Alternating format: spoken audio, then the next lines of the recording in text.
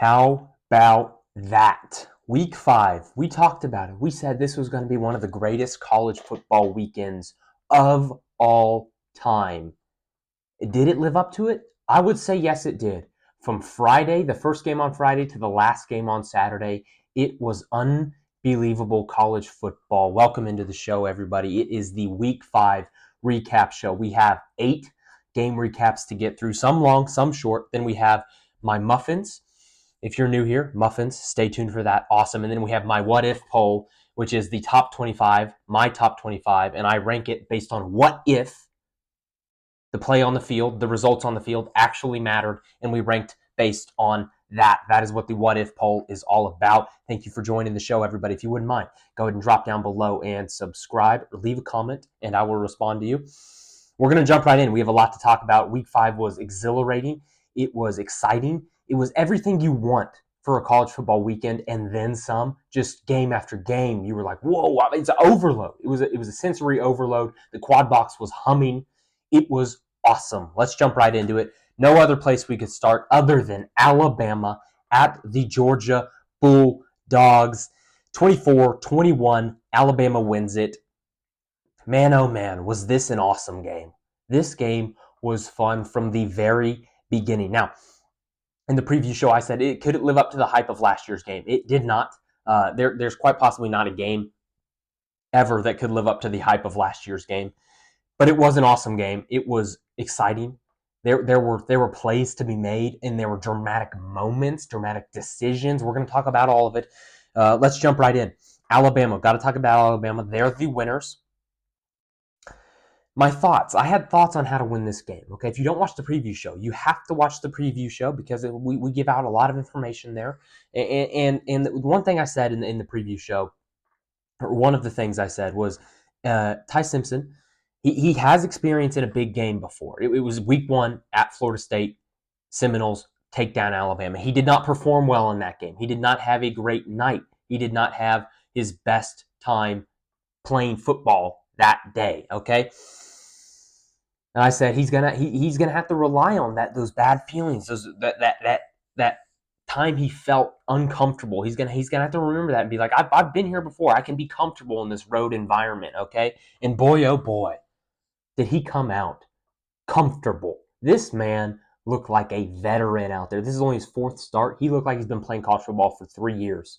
And really he has, but not at the starter level. He looked like a veteran out there. He was poised. He was calm. He was hitting his spots. There were plays where he threw a perfect ball, and Alabama's wide receivers, Ryan Williams, even one of the best wide receivers in the country, dropped one for a touchdown. It would have been like a 65-yard bomb. Okay, Ty Simpson came out swinging, and I said on the preview show, he's going to have to come out swinging, and he's going to have to play like a guy who's been there before.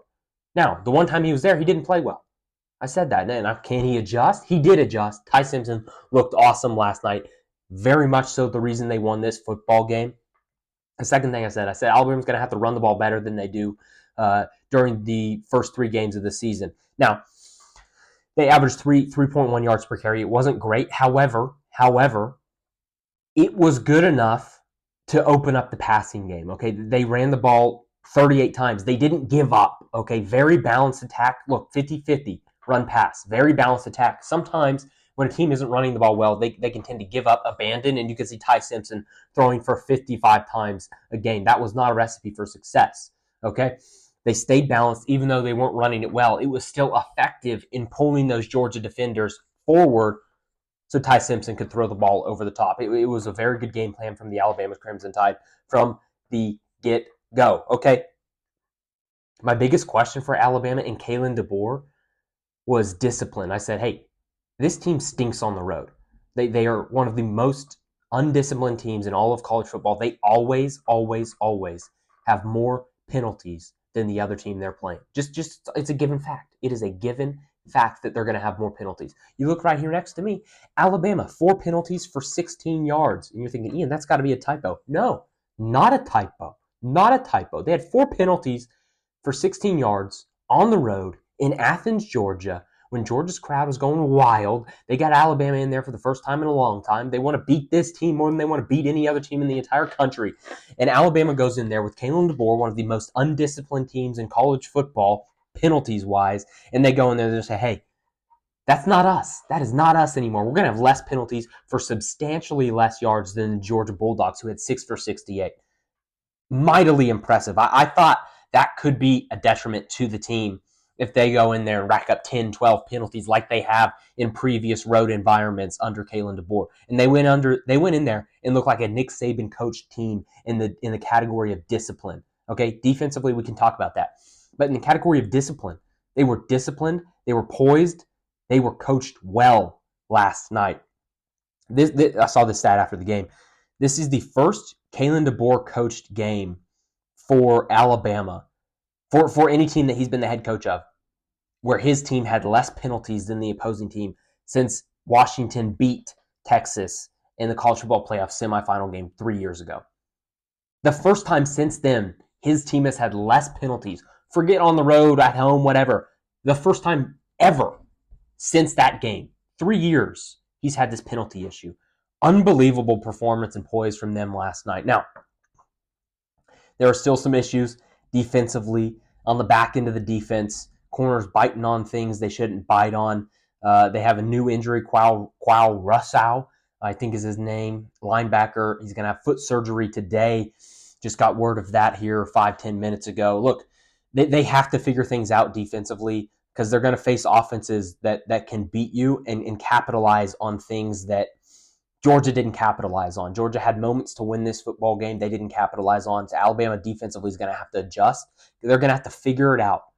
But they have a guy in Ty Simpson. They have an offense in Ty Simpson, and the receivers there and the coaches there on the offensive side of the ball to win a lot of football games. And Ty Simpson looked like a guy who's a top 5, top 10 quarterback in the country last night. Very impressed from them. Very impressed with Alabama. Congrats to Alabama. It's a huge win, one of the best wins in all of college football, if not the best, up until this point in the season. Now, Georgia Bulldogs. We've got to talk about you. My biggest question in the preview show was, is the Kirby Smart having a Bama problem, is that a thing of the past? Is that gone away? Or is it still a legitimate concern? Is it still an issue for this Georgia Bulldog program? They were 1-6. Kirby Smart is against Alabama in his career. He's 103-19 against everyone else. Unbelievable record. And he just cannot beat Alabama. And I said, this is a game where you have all the cards in front of you. You have a 33 home game win streak. You have the higher ranked team. You have a win on the road at a Tennessee team that is really good this year. And Alabama's reeling. They're struggling. People are doubting them. This is where you right the ship against this Alabama team. And sure enough, turns out the Kirby Smart still has an Alabama issue, okay? And people are going to brush this aside and say it's not an Alabama issue. It's not a thing. It's an issue, okay? It is an issue when you cannot beat a single team. When that single team has 38% of your losses as a head coach, that's an issue. That's a thing that needs to be addressed. I don't know how they address it. I know Kirby wants to beat this team. Maybe he's trying too hard to beat this team. And we'll talk about a coaching decision here in a second that I think maybe he is just trying too hard to step on Alabama's throat instead of just worrying about winning a game, where I think he would have made a different decision had this been a Tennessee, had this been an Ole Miss, had this been an Auburn. But since it was Alabama, I believe he made a decision that was trying to go for their jugular instead of just trying to beat them. I think he was trying to step on them and brutally kill them. Georgia had chances to win this game. It's not like this game was out of reach, okay? Look, they went down 24-14 at halftime, and then the defense was exceptional for the second half. Didn't allow a single point in the last 2 quarters.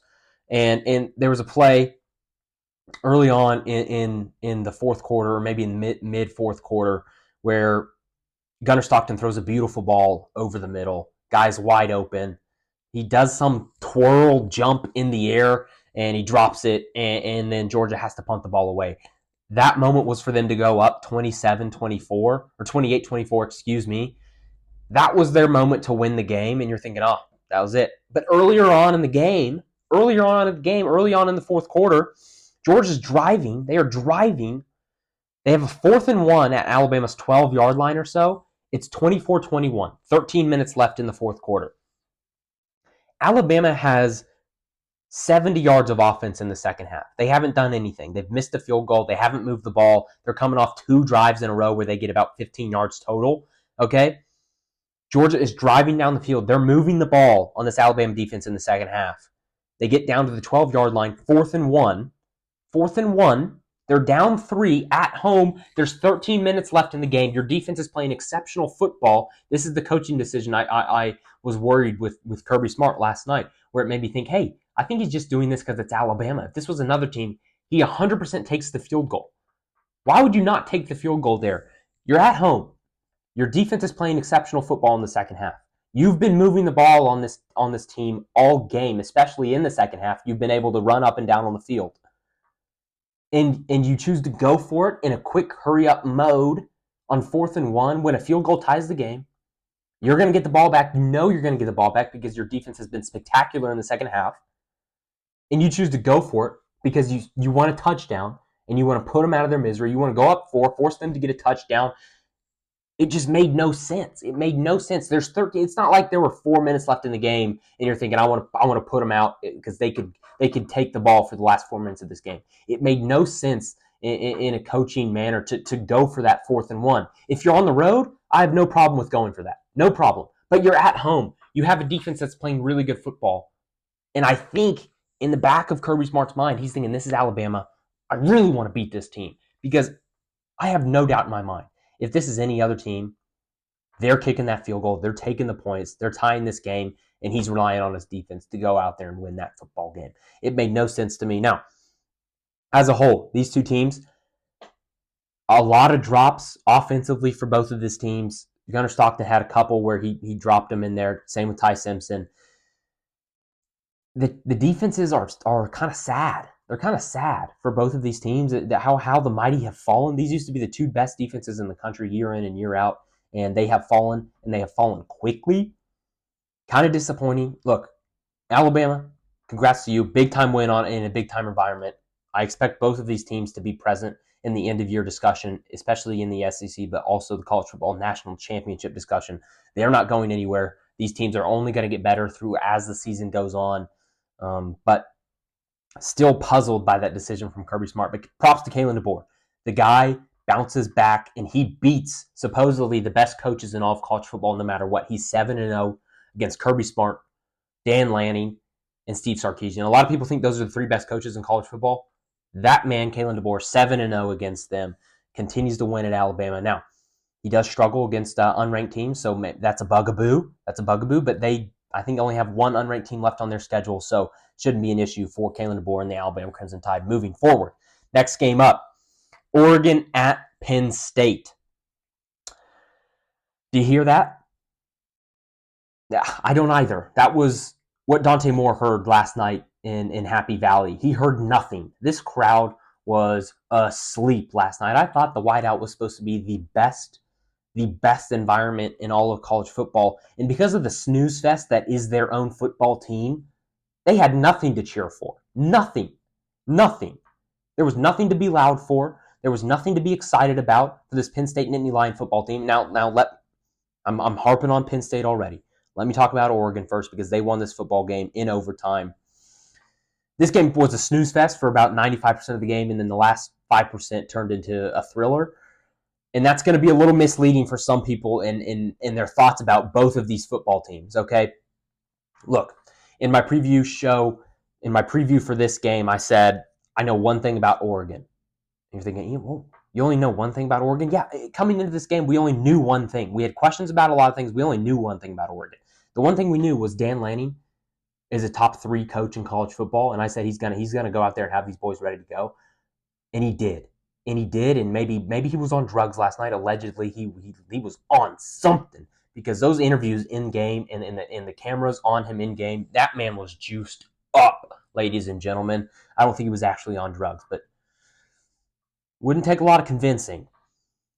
He is an all-time coach right now. We're watching one of the greats. I believe that. We are watching one of the greats do his thing because this offense from Oregon, 10 new starters, only one of them returned, and they go on the road in a hostile environment. Now, they silenced the crowd pretty easily because their defense stymied this high-powered Drew Allar offense, and the crowd was out of it pretty much the entire game until the overtime period. But Dan Lanning had these guys ready to play. He knows how to get these players up for a game like this. He knows how to get them prepared for an environment like this. He learned it from Kirby Smart. Kirby Smart's one of the best coaches on the road in all of college football. Dan Lanning learned it from him. He learned it from one of the best. Of course, he's going to be good at it. You're only as good as your teacher. You are only as good as your teacher. Dan Lanning, one of the best, knows how to get it done. Now, my biggest question for the Ducks, for the Oregon Ducks, was is Dante Moore that guy? Can he get it done? This is his first real test on the road against a really good defense from Penn State. How good is he going to perform? How is he going to handle this pressure, this environment? Now, I will say that the environment wasn't what we hoped it would be as college football fans, mainly because, again, we'll talk about it, Penn State. But still, you have to go into a hostile environment. It was hostile in the beginning and towards the end there, and Dante Moore silenced it. Is he that guy? Yes. Yes, Dante Moore is that guy. He is an awesome, awesome college football quarterback. He had some plays last night, some throws where I'm thinking that's a veteran decision, and it's quite possibly due to the fact that he sat an entire year just to be behind a veteran like Dillon Gabriel, where he could learn, take in that knowledge, and learn from a guy like Dillon Gabriel who is now at the next level. Okay, there were throws where you think that's a quality decision that maybe a first-time starter normally wouldn't make on the road. Normally, he might force it into a window where he shouldn't. Instead, he takes it, runs with it, dumps it down to the running back, the tight end in the flat, instead of taking that shot over the middle where he thinks, I have the talent to make that throw. And he didn't really do that. He was wise. He was poised. He was confident. There was the controversial fumble, no fumble, where Oregon maybe fumbled, maybe didn't fumble. It's so close that I'm not sure you can overturn the call, so I kind of disagreed with it. I digress, though. There's always going to be those calls. And Dante Moore immediately goes to the running back, pats him on the chest, says, hey, keep your head up, because the running back was kind of down. He's like, man, how did that happen? I stink, man. And Dante Moore right over to him, boom, no, keep your head up, go. We're ready to roll. We're going to win this football game. It was confidence on another level from Dante Moore. It was exceptional football from him last night. Oregon is for real. Their defense is awesome. Now, I still want them to play an actual offense, and that's going to be the transition to talk about this Penn State Nittany Lion football team.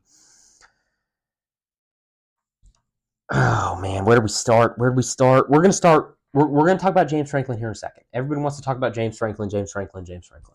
We'll talk about them in a second. Drew Allar, whatever you want to say. In my quarterback rankings, I had Drew Allar below the average quarterback ranking. And I was getting a lot of heat for where I put him, and I was getting a lot of heat for how I say his name. And I said, hey, look, the man has done nothing. Once he does something on the field, I will say his name correctly, and also I may bump him up in my quarterback rankings. He continues to just fall in my quarterback rankings, and you're thinking, but he made that really good throw to pull within one touchdown. And I'll give you that. He had one good throw out of 25. 1 out of 25 is not a great percentage. You know how many great throws Dante Moore had? A lot more than one. Okay? Now, people are going to come at me and say, Ian, but the talent is there. There were scouts a couple of years ago saying this is going to be the number 1 draft pick in 2026. He has all the talent, all the measurables to be that kind of guy at the NFL level. And I'm thinking to myself, what? No way on this earth should Drew Allar be I wouldn't even draft the guy. He continues to get worse at football. He is getting worse and worse and worse and worse at football.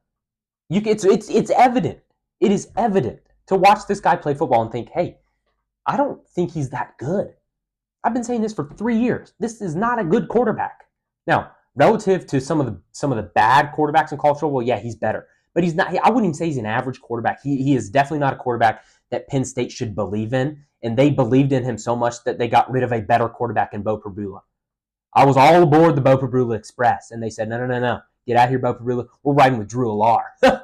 Imagine how dumb you are if you're a Penn State coach right now thinking, this is the guy we chose over Beau Pribula. We chose this guy.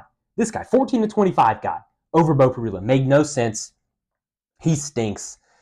It is so evident to watch this guy play football and think he does not have what it takes. The interception, I saw someone say last night that I'm not sure it was a bad decision, but maybe just a good play on the linebacker from Oregon to make that play and go up there and get that. There were 3 Oregon Ducks within a 3-yard radius of where Drew Allar was trying to throw that football. It was a bad decision. It was a bad decision, and it was the first play of overtime. You cannot make that decision if you're a third-year starter in Drew Allar. That right there shows me this can never be a high-quality quarterback at this level. Can never happen. It's unbelievable. It's so bad for this Penn State offense that they roll the same thing out every year and think, hey, we can get it done with just throwing it to our tight end and running it with these 2 really good running backs who actually didn't play that well and who actually maybe just came back because they knew they weren't going to be that good at the next level. This offense is so hard to watch. It's so hard to cheer for. I feel for the Penn State Nittany Lion fan base. Okay, I do. You have this exceptional defense. I do think the defense is really, really good, high-level defense.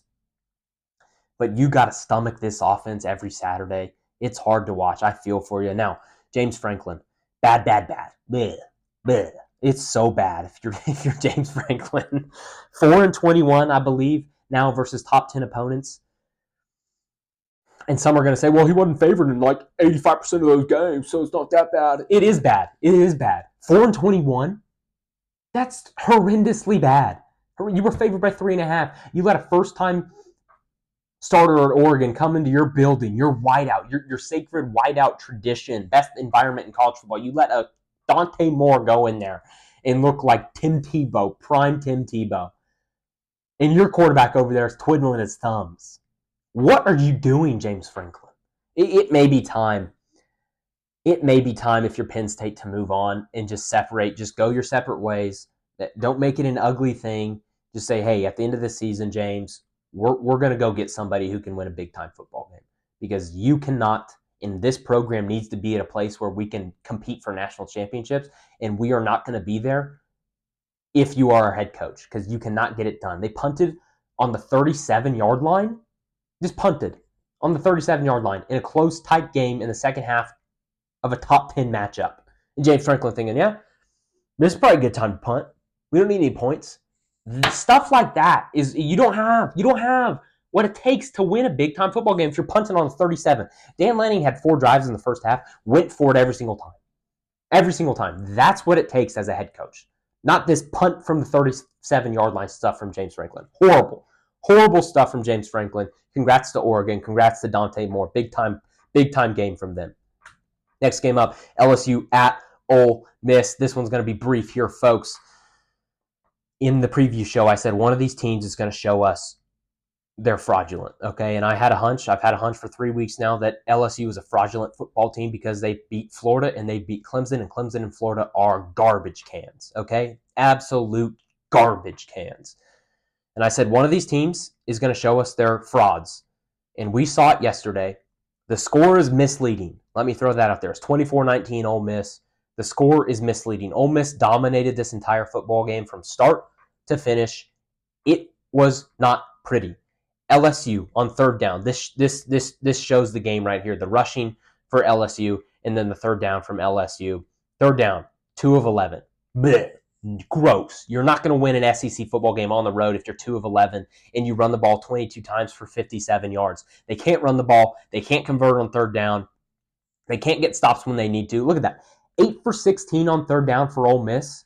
If you're Brian Kelly and that vaunted SEC best defense in the country, 8 of 16, 500 yards of offense from the Ole Miss Rebels.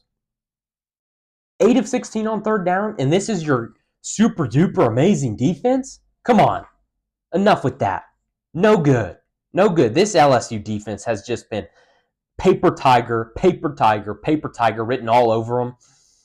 Anybody that believes in this team needs to be checked into a mental health facility because they stink. Ole Miss, Trinidad Chambliss continues to be one of the most electric players in all of college football. This Ole Miss Rebel team, I was a doubter preseason. I thought they were going to regress. You lose Jackson Dart. You lose a bunch of production on the defense. It doesn't matter. They're even better than they were last year. They are awesome, fun to watch. I'm not saying this LSU defense is horrible, but the offense is atrociously bad. The defense could be better. It's still good, but it's not as good as people were saying. It's not a top 10 unit. It's not a top 15 unit in college football. Ole Miss, congratulations. That's a big-time win. You did what you had to do. You did what I thought you would do. You showed us you are for real. LSU is not for real. Congrats to Ole Miss. Congrats to Lane Kiffin. This team, this Ole Miss Rebel team, is going to score a lot of points. They're going to score on good defenses. They're fun to watch. And the defense is better than you would think. It's better than you would think. But LSU, it's bad down there in Baton Rouge. You have to figure out the offensive line. You have to figure out how hurt is Nussmeier. Is he hurt? I'm not sure he's hurt, or maybe he just stinks. Okay? A lot of people think he's injured. Well, if he's injured, sit him, because clearly he's not working out. You don't have a better option at quarterback? You should have better options than a 50% Nussmeier. Bad stuff from LSU. We knew this was happening. We knew it was happening for 3 weeks, that Ole Miss was going to win this football game. There was no other way around it. Next up, Friday night football game. Florida State at the Virginia Cavaliers. Virginia wins it in double overtime. Incredible football game. This I think was the best game of the weekend. It was an incredible atmosphere with the Virginia student section basically on the field the entire game on that hill. Obviously, the Storm Field was cool. It was awesome. Happened instantaneously as soon as that incomplete pass happened in double overtime. Boom. Field was covered in a sea of Virginia Cavalier college students. Now, my thoughts on this game. Virginia, Chandler Morris, dog, absolute gutsy performance from Chandler Morris. He's on a sprained wrist. He has 5 new offensive linemen in there, and he just gutted it out. Gutsy win from Chandler Morris. He had some beautiful throws. I'm talking beautiful throws. He also had some horrendous throws, mainly the interceptions. Not good. But when he needed to make a play, he made a play, and this Virginia offense can score with the best of them in all of college football. Now, they have 2 running backs for Virginia that will play in the NFL. I have no doubt about that. I was watching them, and I'm thinking these 2 guys are next level NFL caliber starting running backs, and Virginia's got 2 of them. Now, some people may not agree with me, but I see what I see on the football field. They had the 2 best running backs in this football game last night, or on Friday night. Virginia had the 2 best running backs. Jamari Taylor is their starter, and he had more carries and more yards. But I think number 20, their backup, Xavier Brown, is actually a better running back for this Virginia Cavalier football team. He looks more natural as a pass catcher. He looks more natural in the outside run concepts. He looks like a guy that is going to be a steal in the NFL draft come 2026. Xavier Brown is a name to look out for from Virginia. Awesome performance from him. He's a natural pass catcher. He ran a wheel route. Boom. Soft hands, perfect route. Awesome throw from Chandler Morris. Awesome stuff from Xavier Brown as well. That Virginia offense is for real. Defense needs some work, but the offense is for real. They're going to score a lot of points in every game they play. Now, the schedule for Virginia moving forward is very favorable. Not a lot of tough games. They have undefeated Louisville upcoming in week 6. We will preview that game in the preview show, so stay tuned. Subscribe to the channel so you are aware of that. FSU. Disappointed. Thought FSU would go in there and win this game.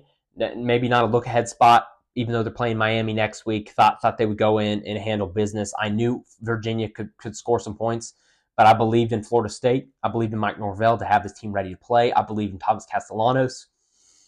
And I was wrong. I was wrong to believe in them. Now, they had plays to win this game. Multiple plays to win this game in regulation, in the first overtime, in the second overtime. And the players didn't make them. In the first overtime, it's 3rd and 10. FSU obviously has the ball first. However, the defense had been playing better in that second half and in the last few minutes of that game. So I expect their defense to play a little better in the overtime period. Obviously, they didn't. But 3rd and 10, first overtime, FSU has the ball, and they run a play where they ran this run where they kind of do a fake reverse and a fake handoff as well at the same time. They ran that play earlier in the game and had some success with it on the reverse and on the run. But instead of handing it to the reverse or handing it to the running back, they faked it both times, had the lineman not block anybody, and had a screen set up on the backside of this play. Everything's moving that way, and they had the screen set up on the backside here. and Castellanos has a guy in his face, tries to pop it over him, throws it a little too fast, kind of into the ground. Gavin Sawchuk has it, hits his hands, bounces out, incomplete pass. If he catches that ball, if the ball is maybe a little more catchable, either way, two players made a mistake there, Thomas Castellanos and Gavin Sawchuk. You got to catch the ball. You have to throw a better ball.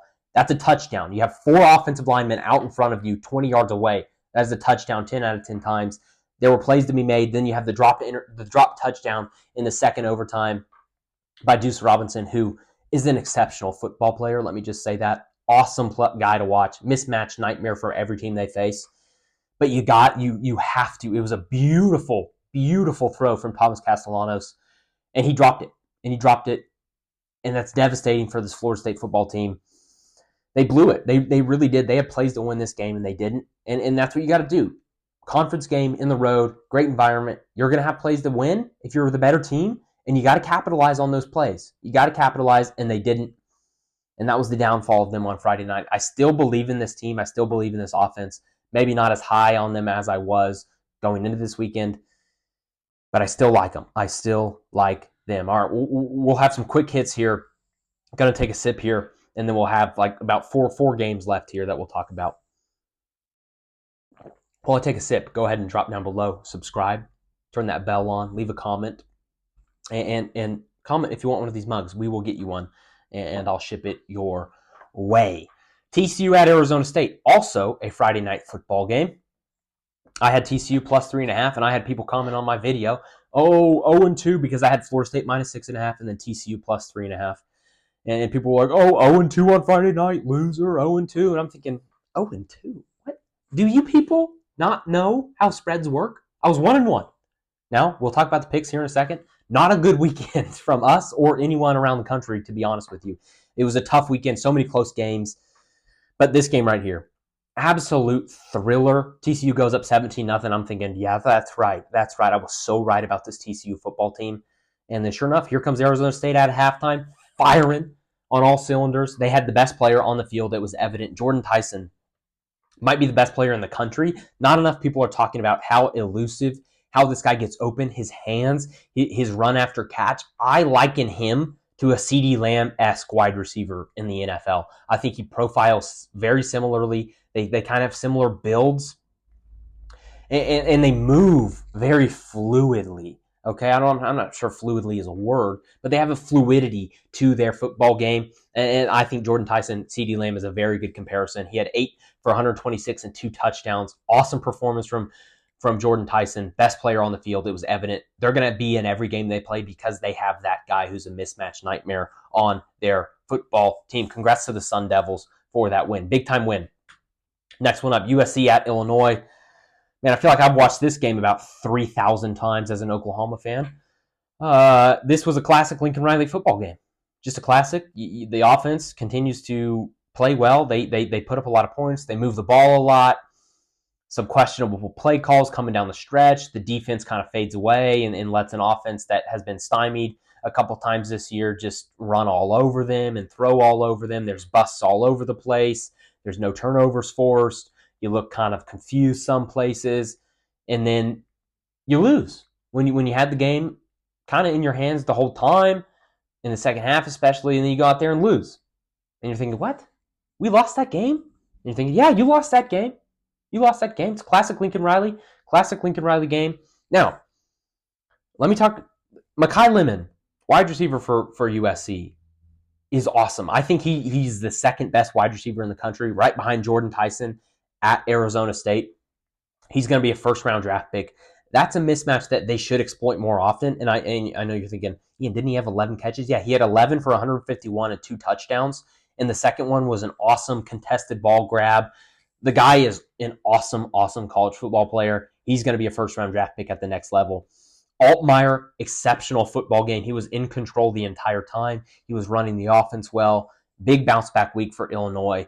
Big-time win from them. To stay alive kind of in the Big Ten conversation. Kind of not really, but only one Big Ten loss. They're still in it. So USC, Illinois. Illinois gets the win. Big time from them.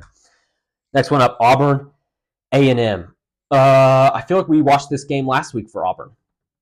Remember Auburn played Oklahoma last week, and Jackson Arnold couldn't do anything on offense. The defense was playing a really exceptional football game, and then you lose. You lose on a sack that ends the game. I feel like we've been here before. You couldn't really run the football. Jackson Arnold's not even seeing guys that are wide open. It's bad for Auburn. It is bad offensively. The defense is much better than people thought, okay? An Oklahoma offense that had been playing good football and an A&M offense that had been playing really good football. This is a defense that a lot of people were maybe questionable of. This is a defense that's going to keep you in every single game, but I'm just not sure it's going to matter with Jackson Arnold not doing anything offensively. Literally not. 17 of 31, 124 yards. He had 15 rushes for 11. That includes sack yardage. Horrendous. It's horrendous from the Auburn Tigers. It's really, really bad. The only reason they even scored in this game is because they had a pick that was basically a pick six, got them down to the 2-3 yard line. Really bad from Auburn. A&M, pretty disappointed in the performance from A&M's offense. Now, I think this is kind of true right now. I think we're realizing that Auburn's defense is actually a really good unit, a top tier unit in the defensive conversation. So maybe not as disappointed as I should be, or maybe more disappointed than I should be, I should say. But I still like Marcel Reed. I still like their wide receivers. Their run game is coming along very nicely. Undisciplined game from them, questionable, like really oddly undisciplined at home. 13 penalties for 120 yards, not good at all. So hopefully they get that cleaned up, but continue to win. First time 4-0 since I believe 2014 or 2016, one of those 2 years. Big time win from A&M. Next up, muffins. Let me take a sip here and we'll get into the muffins. If you're new here and you don't know what muffins are, each week I give out what I call the Certified Stud Muffin Award to a player, a coach, a fan base, a team, a state. We gave it to an entire state last week in Indiana, for a big time performance in a big time game. Okay, so it's got to be a big time performance in a big time game. You can have a big time performance, but in a stinky game. Okay, that doesn't matter. Like Arch Manning a couple weeks ago, whoever they played, UTEP or whatever it was, San Jose State, where he had 5 touchdowns, 350 yards, and looked like the greatest player of all time. Exceptional game. You played one of the worst teams in all of college football. You don't get a Certified Stud Muffin Award for that, okay? Excuse me, hiccup. There were really only a couple places I could go with this, and we went with the one and the only Ty Simpson. Gets the Certified Stud Muffin Award for Week 5 in college football. He joins Gus Malzahn of the FSU Seminoles from Week 1, Sawyer Robertson for Baylor in Week 2, Gunnar Stockton in Week 3, Indiana, the state, and the team in Week 4. And it is Ty Simpson, Certified Stud Muffin in Week 4, 24-38, 276, 2 touchdowns. Ran the offense extremely well. Could have been more yards, could have been more touchdowns, had his wide receivers caught the ball a little better. But as I was sitting here thinking, man, I kind of want to give a Certified Stud Muffin Award to another guy. I kind of want to give one to another person. But I think Ty Simpson deserves one. So what do? If it's your show, you can do whatever you want. Dante Moore, congratulations. You also are a Certified Stud Muffin in Week 5, the first ever in the history of this show where we give out 2 Certified Stud Muffins Award in 1 week. Exceptional performance from Dante Moore, 29 of 39, 248 yards, 3 touchdowns in a hostile environment in Happy Valley. Exceptional from those 2 guys. Really well done. Top tier quarterbacks in college football this year. Congratulations to Ty Simpson and Dante Moore. I hope you're clapping at home because they deserve it. Those 2 guys deserve the applause they are getting. Next up, we have the Week 6 What If poll. Now, again, I kind of explained it at the beginning of the show. These rankings are based on on-field results. We're 5 weeks into the season. Results on the field, head-to-head results, who you've beat, how you've looked when you beat them, who you beat if it's a slouchy team, how you looked when you beat a bum of a football team. Did you play this team? What happened when you played that team? I don't care if it was a neutral field, again, on the road, in their place, at home, at your place. What was the result of that football game? Because if the season ended today, I believe you have to rank a team based on what they've done on the football field. What if we ranked them based on what they did on the football field. That's what the what if poll is all about, because too many rankings out there are wishy-washy in how they have their criteria. No. Not us at the Ian Fritts Show. Now, I like to rank teams that have played teams, okay? Now, we'll get into it when we get towards the top end of this, and there's a bunch of undefeated teams in a row, and you're thinking, well, where's this other undefeated team that I know about? That undefeated team specifically, I'm thinking of one, has not played anybody of note. They play somebody of note this week. We will know, and if they win, they will get into the conversation. If they lose close, they will get into the conversation, but they haven't played anybody worth comparing to yet. I know they're undefeated, haven't played anybody 4 weeks into the season, 5 weeks into the season. You don't get consideration yet. Okay, we're going to jump right in. It's USS at 20. It's USF at number 25. Still think they are the best group of 5 team. North Texas is right there. So we'll continue to monitor that situation. Number 24, the LSU Tigers. We had them, I believe, like 14 last week, so we were already down on them. Continue to be down on them. I almost kicked them out of the entire thing. I think they stink, especially offensively. At number 23, the Notre Dame Fighting Irish. And you're thinking, Ian, Notre Dame's got 2 losses. They got 2 losses, Ian. Yeah, by a combined 4 points, and the other games they play, they dominate the team. Ole Miss, who in the AP is number 4 in the entire country, barely beat an Arkansas team. Notre Dame went into Arkansas's building and beat them by 45. Okay, you can compare like opponents. Notre Dame obviously has 2 losses, so they're not going to be anywhere near the top 5. But 23, I think, is more than respectable for them. And so far in the season, you can't argue they've looked better than the LSU Tiger football team. Next up, Penn State Nittany Lions. You're thinking, what? 22? Yeah, we had them at, I think, 14 or 13 last week, and they continue to stink offensively. The defense, really, really good, going to keep them in games, but you cannot believe in Drew Aller. You can't believe in him. You can't believe in James Franklin. They're going to be at 22. They'll rise up because they play a bunch of tomato cans in the Big Ten until they play Indiana or Ohio State, and we'll see how they fare in those matchups. At number 21, Texas. Texas and Penn State, to me, are the exact same football team, except Texas lost on the road against a top-ranked team. Penn State lost at home. In non-conference, they've looked pretty much the exact same against some lesser opponents, but Texas, their loss was on the road. Penn State, it was at home. Texas gets to be above Penn State. Number 20, Arizona State Sun Devils. Michigan right in front of them, and we're going to put up these next 5 teams, 6 teams all at once so I can explain them all at once. I think right there, yes. Okay, so we have Virginia at 13, Florida State at 14, Alabama 15, Georgia 16, Tennessee 17, Mississippi State 18, and then Arizona State at 20, okay? And you're thinking, Ian, Virginia's not the 13th ranked team in the country. They're not that good. They can't be that high. Let me explain, folks. Let me explain. We have to take into account, we have to value head-to-head in college football. You have to value it. If you do not, everything that goes on the field is thrown out the window. Everything we work for on Saturdays is thrown out the window if you take away head-to-head. Now, if some of these teams had 2 losses, okay, put one of them ahead of the other because they have more losses than you. Whatever, that's fine. But Virginia, Florida State, Alabama, Georgia, Tennessee, Mississippi State, Arizona State, all of those teams are 1-loss teams, and they have a chain. They have a chain of who has beat those certain teams, okay? Virginia beat Florida State. Florida State beat Alabama. Alabama beat Georgia. Georgia beat Tennessee. Tennessee beat Mississippi State. Mississippi State beat Arizona State. Arizona State should be behind Mississippi State. They have the same record. Mississippi State owns the head-to-head.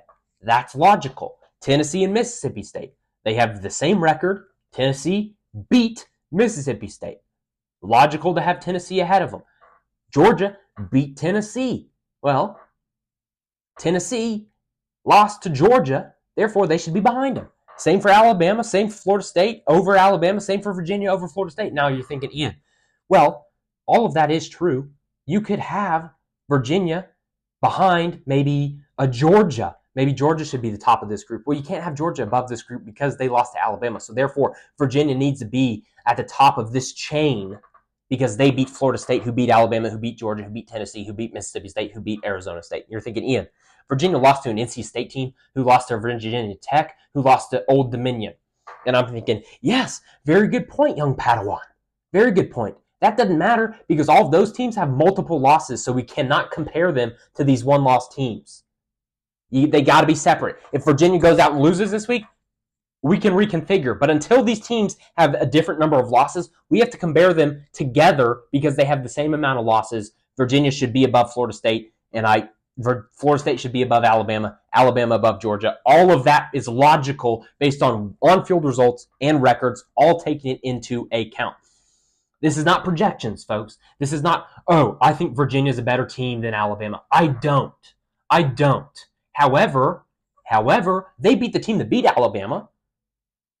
Therefore, they should be above the team they beat, and the team they beat should be above Alabama. Now, if Florida State goes out and loses, Virginia goes out and loses, both of those are 2-loss teams. Alabama is still a 1-loss team and beats Vanderbilt. Yes, Alabama, you can move up above these teams. That makes sense. That's logical. But if they have the same record the rest of the season, and we're discussing playoff conversation and all that, and they have the same record, that head-to-head should be valued for Virginia. We saw it last year at the end of the season. Alabama, South Carolina, and I believe Ole Miss. South Carolina maybe looked like a better team at the end of the season, but they lost to both Ole Miss and Alabama. They had the head-to-head. They didn't have that. Alabama had it over both of those teams. Alabama, therefore, should be above them. Even if they didn't look like a better team at the end of the season, the head-to-head matters, and it should matter in college football. These are not projections. These are rankings based on what has happened on the field. At number 12, Georgia Tech Yellow Jackets escaped from Wake Forest. Maybe should have lost. They didn't. You get a rise up. You're continuing to win. Undefeated teams are dwindling in college football. At number 11, Iowa State Cyclones. Number 10, Missouri Tigers continue to have an exceptional defense. Maybe the best run defense in all of college football. Number 9, Hoosiers. 8, Vanderbilt Commodores. They play Alabama on the road this week. On the road. If you look at the disgusting AP poll, Alabama is ahead of Vanderbilt. Makes no sense. Alabama is also ahead of Florida State. Makes no sense. Power rankings-wise, sure, do whatever. That makes sense. Rankings-wise, it makes no sense. Texas Tech above Vanderbilt. I love this Texas Tech football team. It hurts me to say, to be honest with you. Ole Miss at number 6, A&M at number 5, Oklahoma number 4, Ohio State number 3, Oregon at number 2, Miami at number 1. I really like where my rankings are at, and I think some of you wiser folks out there are going to say, Ian, where's Louisville? Louisville's undefeated 4-0. Yes, I know Louisville's undefeated. My cutoff undefeated teams right there is Georgia Tech at number 12. Rest of the teams in front of them are undefeated. Louisville has not played anybody of note, okay? They play Virginia this week. Big time game, big time atmosphere I'm expecting.